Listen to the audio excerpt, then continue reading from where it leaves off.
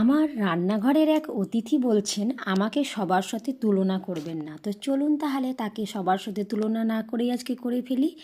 তো ডুমো ডুমো করে আলু কেটে 5 মিনিট ভাপ দিয়ে দিয়েছিলাম। তারপরে লবণ আর হলুদ দিয়ে আলুটাকে সুন্দর লাল লাল করে কিন্তু ভেজে নেব।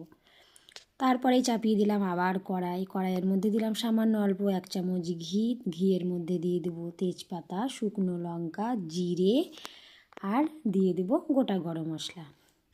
তারপরেই একটু ভাজা হতে হতেই দিয়ে দেবো পেঁয়াজটাকে সুন্দর করে ভেজে নেওয়ার পরে দিয়ে দেবো বেসিক মশলা। আলুর দমটা কিন্তু একদমই নিরামিষ নয়, এটাতে আমি পেঁয়াজ বাটা ইউজ করিনি, এটাতে বাটা ইউজ করেছি আমি রসুন, কাঁচা লঙ্কা, জিরে, ধনে এইগুলোই।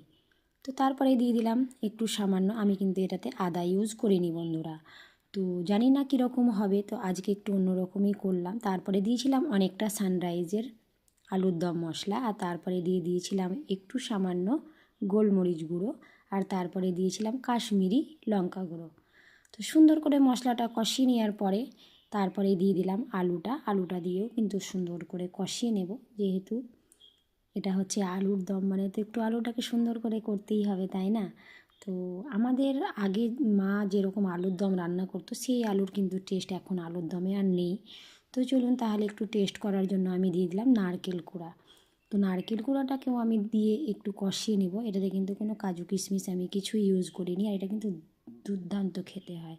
আর এটা আপনারা ডাল পুরি, লুচি, তারপরে কচুরি এইসব জিনিসের সঙ্গে কিন্তু অবশ্যই খেতে পারেন বন্ধুরা, আর ভাতের সঙ্গেও খেতে পারেন, সেটার জন্য কোনো অসুবিধা নয়। নান রুটির সাথে খেতে পারেন, নর্মাল রুটির সাথে খেতে পারেন। আর নিজের আত্মীয় স্বজনকে যদি এই রান্নাটা করে দেন তাহলে কিন্তু তারাও যেয়ে বাড়িতে বলবে যে কী একটা অদ্ভুত রান্না খেলাম, খুব টেস্টি ছিল।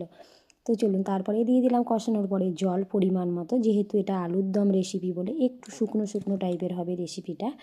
তো বন্ধুরা আমার রেসিপি আপনাদেরকে কীরকম লাগে প্লিজ বলবেন। আর তারপরেই হয়ে যাওয়ার পরে দিয়ে দিলাম সামান্য একটু সস দিতে গেলে না তরকারির যে স্ট্রাকচারটা খুব সুন্দর হয়। তারপরে ওপর থেকে সামান্য অল্প একটু চিনি দিয়ে দিলাম। তা আমার এই ছোট্ট ছোট্ট ঘরোয়া রেসিপি আপনাদের কেমন লাগে প্লিজ বলবেন কমেন্টে। আর তারপরে নামানোর 2 মিনিট আগে দিয়ে দিলাম বাটার। টাটা বাই বাই বন্ধুরা, আবার দেখা হচ্ছে অন্য রেসিপিতে।